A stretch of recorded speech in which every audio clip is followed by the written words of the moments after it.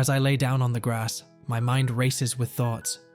I can't believe I found someone who makes my heart beat faster. It's only been a month since our eyes met at that nightclub, but I know it's a soul connection. It's a spark I felt, and I can't deny I'm longing for it. I know that kind of connection was one of a kind, because out of all the people I had eye contact with, that man was the exception. My parents are off to Paraná this weekend, visiting family, as next week I'll be leaving this city. So I had to do something for the love of my life, Leo.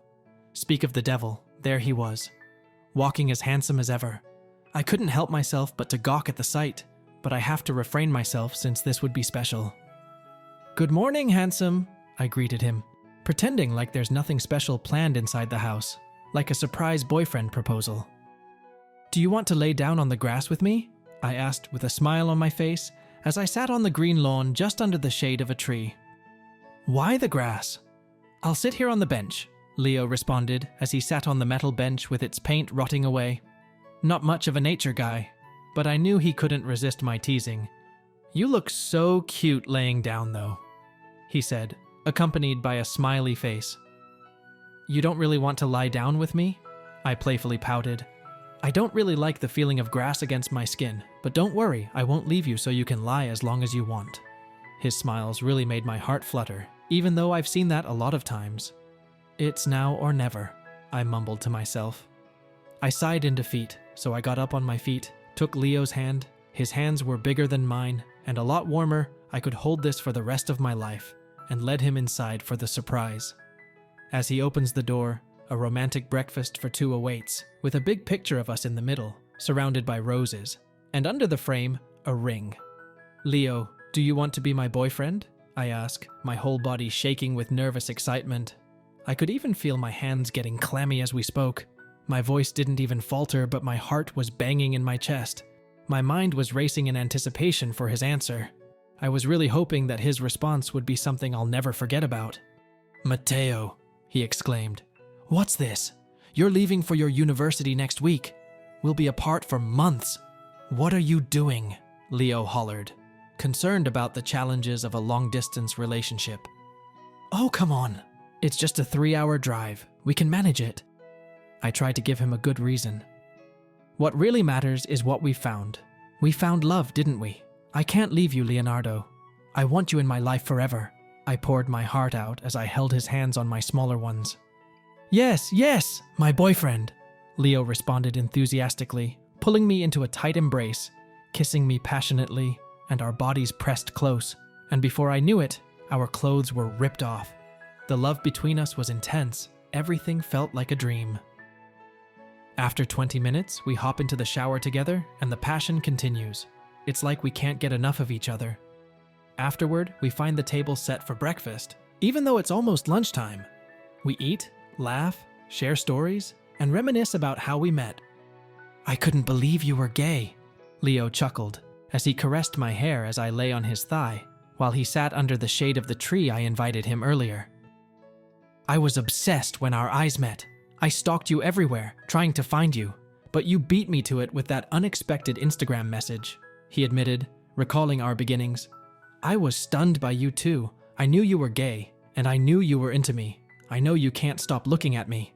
I laughed as I teased him, poking his side.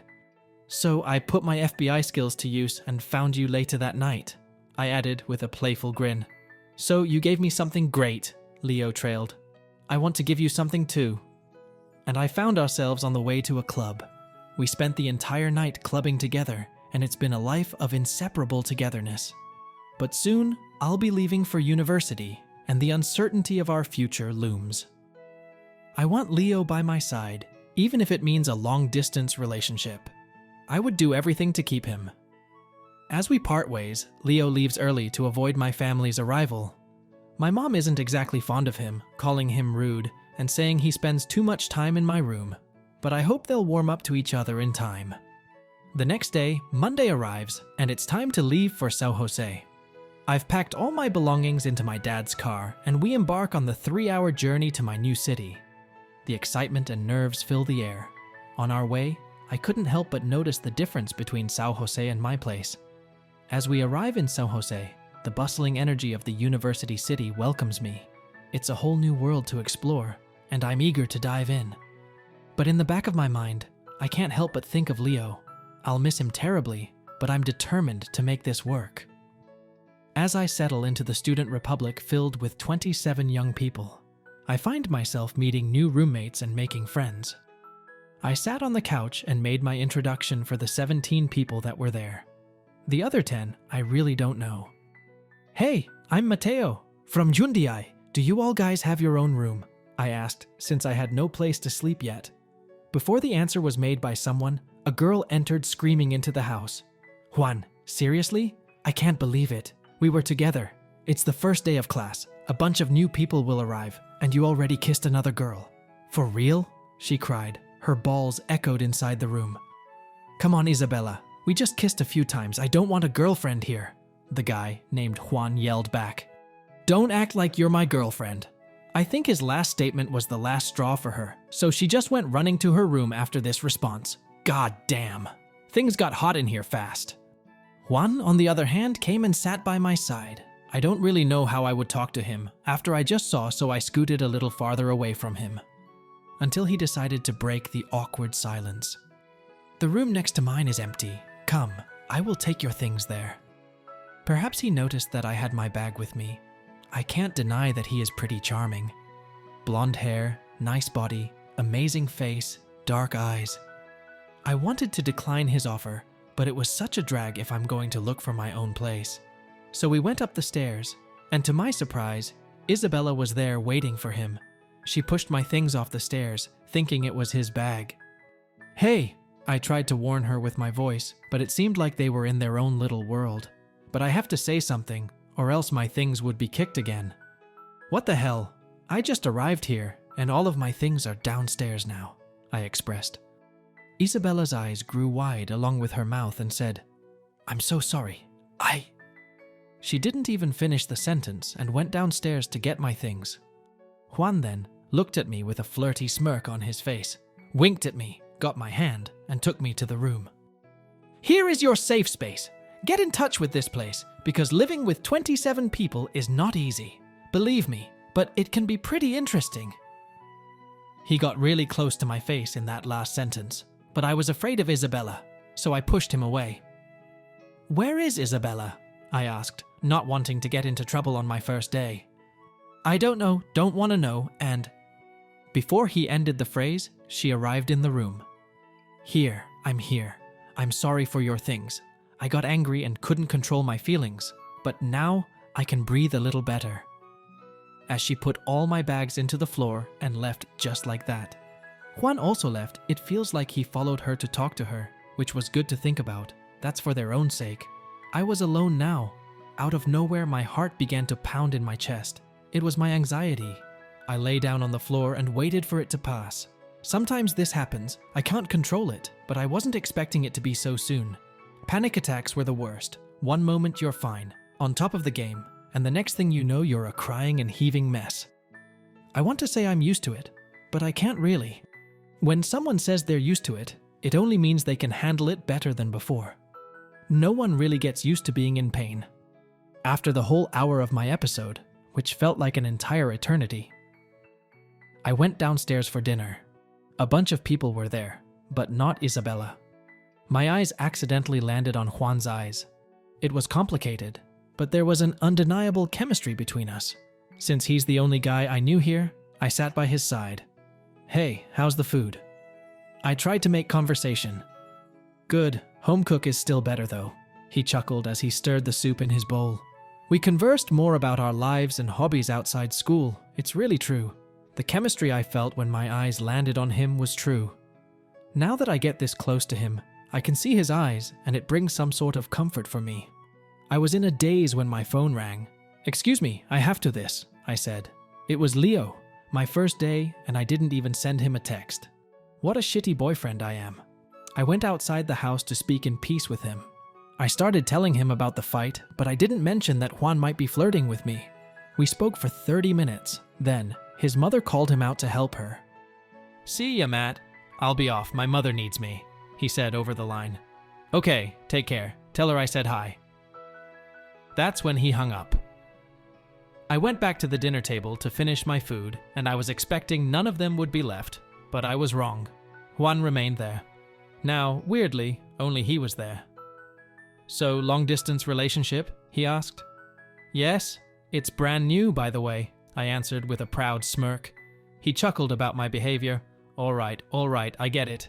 Now eat your food before it finally turns soggy." As I ate, we spoke about life, university life, and gossiped a little about people in the house.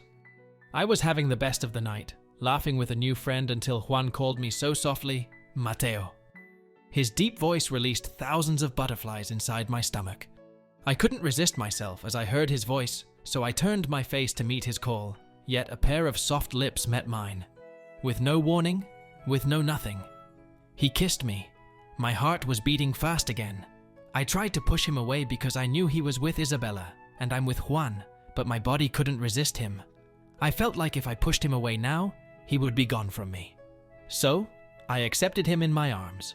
Our little lip dance turned into a heated, passionate kiss, wet and sloppy, hot and steamy. We went to my room. Clothes off, bodies close, everything happened there, the whole night. A clandestine relationship was happening on my first day of university. Oh my. I know it's wrong, but the allure of forbidden love is too strong to resist. It's sexy, it's hot, we get along so well. However, Leo can't dream about this. I truly love him, and truly want him in my life forever. Day after day, we remained meeting after the night came into mine or his room. I got way too caught up in the thrill of my newfound freedom and the excitement of this secret affair. But my first university party is arriving, an open bar. A day to get drunk and forget about it all. "Let's go," Juan says to me while changing clothes. "I'm ready." Then Saturno opens the door and screams, "Come on, this bisexual needs a gang to party." I answered, "Well, then I will find my gay gang." We all laughed and went to the party place. The music was so loud. The best of Brazilian funk was playing. The worst kind of alcohol we have. How could this go wrong? I texted Leo saying how much I love him. I didn't even realize the party had ended until I woke up totally hungover. I can't remember anything from yesterday. So I took my phone and looked if there's any evidence of the night. What is this? There are pictures of me kissing 4 girls and 7 guys? It can't be real. I gave it a zoom, and Juan was in the background, looking completely serious, staring at me. Okay. But he was the one that didn't want to be committed. Leo. My Leo. I called him right away. "Good afternoon, sunshine. How was yesterday? You didn't answer me after a while," he asked over the line. "I'm sorry. I went back to sleep in the house. My anxiety kicked in, and I came back to sleep after a few drinks. I couldn't think of anything else to say. I hate to be lying to him, but more, I hate to imagine my life without him. I needed a little lie to make it work. I'm sorry, Leo, but I need to do this because I really love you. Baby, I'm so sorry. Yesterday I worked all day and was way too tired. Now are you fine?" he said in a yawn. And we spoke for 1 hour, like nothing had happened. For a moment, I wasn't thinking of anything. My mind and heart were filled with the warm thoughts of Leo. I'm in the middle of talking with my love when out of nowhere, though, my door opens. It was Juan. "Love, I gotta go. My friend is here. We'll talk soon." I immediately hung up without even saying a goodbye as I turned off the phone. Juan started saying, "Well, do you remember anything from yesterday?" His voice was like a piercing rod, cold and firm. "No, I do not." I trembled under his intense gaze. "Really?" he scoffed. Then he proceeded to tell me that after kissing almost half of the party, he took me to the bathroom and proposed to him. What? That's what drunk Matteo does? He then continued, "You know, I really don't want a relationship. However, to see you with all kinds of people yesterday, and just to imagine you and your boyfriend, I got jealous. So, I'm here to say, yes, I accept being your step-boyfriend. Is this a movie? One boy per city thing? I can't accept it. I have a boyfriend and I want to be with him for the rest of my life. He's the only one I want. But the emotion I have felt every time I'm with Juan was real too. It's part of my reality I can't explain, that I need it in some sort. Leo was my love, and Juan was someone I can't pass. I don't really know how I could choose between these two, but he was so handsome that without meaning it, I said, Yes. And we had crazy love. Again and again. Classes were happening, but my mind couldn't focus. All the subjects are so boring. They don't fit me at all. I can't keep up with the projects, anything. My anxiety also hits me every day. It's not easy. Then, in a surprising turn of events, Leo decides to surprise me with a visit. As I receive a text from an app, just like Uber, updating the trip of Leonardo moving close to my place, panic washes over me. I need to act quickly to prevent any misunderstandings. I ask a friend to keep Juan occupied for the day, while I warmly welcome Leo into my new world. I hid in my room, pretending I didn't know he was almost here. My door opened, and he was so happy to see me. Me, on the other hand, I'm terrified about my two worlds colliding. I kissed him, and we spoke a lot about everything. He told me that he was going to stay for the night, and the next morning go back. I froze. Juan was going to arrive soon, but that was my last thought before he opened the door and said enthusiastically, "Matteo, you have no idea. We went to a waterfall, Todd."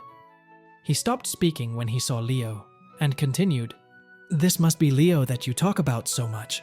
So nice to meet you." They shook hands, and Leo introduced himself as my boyfriend. My heart began to beat faster the longer I stood in between these two. I love Leo, but I can't deny the fact that I'm slowly falling for Juan. And now that I am in this dilemma, I just can't choose. I want them both. I need them both. But that's my opinion, not them. This made me realize the bullshit I was doing this whole time. This was not fair, with none of them. I was not enjoying the university. I was having anxiety every day. I missed my family, my mom, my sister. I couldn't do it anymore. I freaked out and went to the bathroom. I couldn't stop crying. My mind was overflowing with thoughts. What if Leo doesn't want me back? What if he hated me? What would happen if I left Juan hanging? What if I regret if I don't choose Leo? What if Juan's the one for me? I pulled my hair as my head started to throb, as if pulling my hair would help to ease the pain. I was in pain to the point I didn't realize I passed out. Once I got back, Leo had made me dinner and brought it to the bedroom, along with my phone, where there was a text from Juan. "Nice to meet your boy number one. Nice to say that I'm more handsome, and definitely I can make you enjoy yourself better." I smiled at the playful text, but I answered, "I can't do this anymore." Juan answered, but I deleted it before even reading. I lay down with Leonardo, who's lying beside me. He found me in the bathroom and saw me passed out and tucked me in my bed. He's really the one for me. He's the one I want, the one I need. I don't want anything or anyone but him. I love him. We lied on my bed, and we just hugged each other. There was no mood for anything else. In the morning, he had all of his things packed, and finally I said, "I'm going back with you." My voice was weak, yet he still understood me. "Okay, come with me." He smiled. I arrived and my mom was surprised, who started to cry once she saw me. My sister expressed no emotions, but I know she was happy. That's how she loves me. My dad was away working, so he wasn't able to see me. I felt at peace. Finally, back home, back where I feel totally comfortable. And with my one and only, Leo. I have never been happier being with him. I knew I committed a mistake and I don't really know what would happen in the future. But right now, I'm going to enjoy this gift. The future holds so many uncertainties, like what would be Leo's reaction if he learned I cheated on him? But that's not what I need to think about today. I'll let my future me handle that. My mom, however, was not that happy that I left the university, but I had passed the law school entrance exam here in my hometown, so this was going to be my destiny. A lawyer. Why not? Law had been my fascination since I was a kid. From the movies and series I've watched, being a lawyer would be fun. But that's what I thought when I was a kid. I know being a lawyer was more than that. It's simple, but not easy. I know it would make my life hard, but my family was there, as well as my Leo. Weeks passed by like everything was perfect. But out of nowhere, Leo called me saying, "I know all the truth," followed by a block of all social media. I couldn't believe it. How in the world did he find out?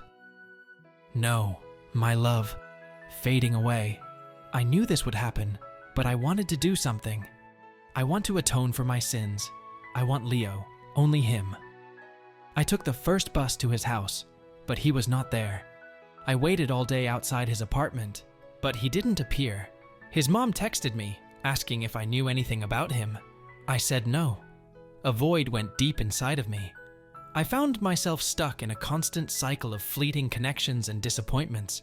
It's hard to see a light at the end of the tunnel, but just when I begin to lose hope, a glimmer of new hope emerges. I downloaded Tinder for a day to follow with my life, and someone named Pedro appeared, a man from another city, truly handsome. I think he's the hottest guy I've ever seen. We started talking through the phone, and 2 days later, it was our first date. We had so much fun. We went to 2 bars, he met all of my friends. He is so sweet, so nice, so hot. I think I'm in love. It's only our first date. As we followed for the last one, Leo appeared. Far away, I saw him. He was looking at me, and I was kissing Pedro. I spent 2 months without seeing him. How come now he appears? He comes near and introduces himself to Pedro, who has no clue who he is. I did not tell him either. He stayed staring. But I followed my night. Just like that, Leo disappeared. I never got the chance to talk to him. But I know, everything happens for a reason, and honestly, it is for the best, always. Pedro invited me to go to his house. I said no because I was afraid, but after 5 minutes, I said, okay. We took an Uber, and there we were, at his house. There were 3 dogs, so cute. He pulled me close, and this time, I can assure it is a new feeling. Feeling like home, like I found my soulmate. We went to the bedroom, and each movement was perfect. I stayed there, enjoying myself, the whole night. From 2 a.m. until 6 in the morning, we had the craziest night. It had been just 1 date, but I'm sure that I want this man in my life. The next morning, I woke up with a bunch of missed calls from Leo. What is going on? I ignored and told all the truth of my past to Pedro. I told him the whole 2-boyfriend story, that yesterday Leonardo was there, that he called me everything. This time I want to do things right. As Pedro and I grow closer, Leo's obsession with me persists. He tried to undermine my happiness at every turn, started to go out with all my friends, and even caused harm to Pedro, saying bad things about him that he had never done. It's a storm of emotions, but Pedro stands by my side, providing support and love. Pedro and I love to overcome numerous obstacles. We became engaged, and it's a symbol of the trust and loyalty we share. Together, we leave behind the tumultuous past and build a life filled with commitment and resilience. As I finally graduate from law school, I look back on the roller coaster of emotions and experiences I've endured. The lessons I've learned along the way have shaped me into a stronger, more compassionate person. True happiness lies not in the pursuit of fleeting desires, but in embracing genuine connections and staying true to oneself. With a heart full of gratitude and a passion for making a difference, I embark on a new journey to help those in need, especially those who can't afford legal assistance. My determination and compassion create a ripple effect, shaping a more just and equitable world. Despite the messy background I've come from, I know that every individual can make a positive change in the world. And so, as I step into the future hand in hand with Pedro, I leave behind the chaos of the past and embrace the uncertainty of what lies ahead. With love as my guiding light, I'm ready to face whatever challenges come my way, knowing that together we can conquer anything. Conclusion: life is a mosaic of choices, and we must choose love, empathy, and compassion, not only for others, but also for ourselves. We are not defined by the mistakes we make, but by how we rise from them. The journey may be messy, but within the chaos lies the beauty of growth and transformation. And as we look back at the encounter with Leo, the clandestine relationship with Juan, and the profound connection with Pedro, we realize that every twist and turn has led to this moment of clarity and purpose. It is here. Leonardo is living his life normally. Casually, Pedro and Matteo encounter him on some night outs, but no communication is made. Juan became friends with Pedro and Matteo. The friendship won the love side. Pedro and Matteo are happily engaged, living a happy couple life, with some arguments but much true. A great relationship to grow. In the end, this is not just Matteo's story, but a reflection of the human experience, messy, imperfect, and yet incredibly beautiful. That's the end.